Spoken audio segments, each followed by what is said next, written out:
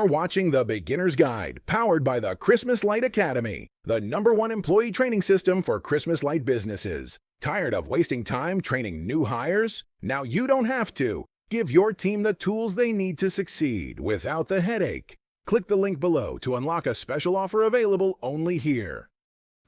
Alright guys, so for this video I actually have a dummy control box.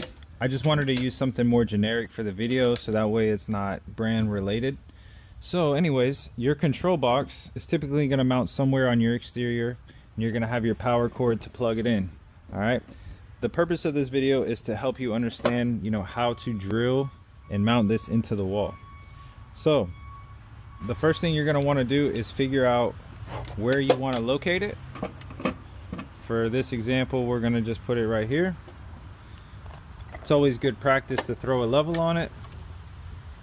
I'm looking at this one right here so you guys know once it's level, we're going to hold it there.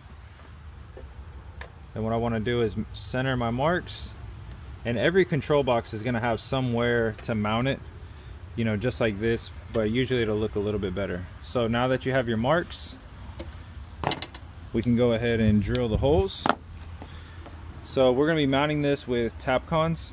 So you're going to have your concrete bit and your Tapcon.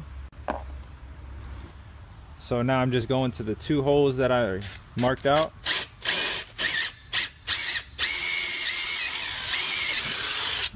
Alright, got my other hole here.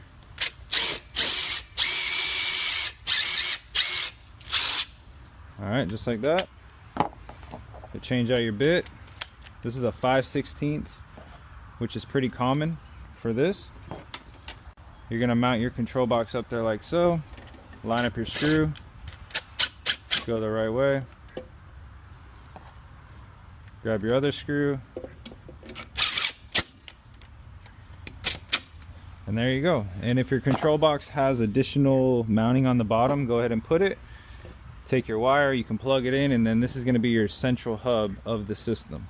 So remember, this is a generic one just for an example purposes. But this is where you'll have your transformer, your Wi-Fi. Everything is going to be in your control box. Alright guys, so that's how you mount it. And if you were to do this on drywall, you would just use regular, all-purpose screws for this. Alright guys, hope that video helped.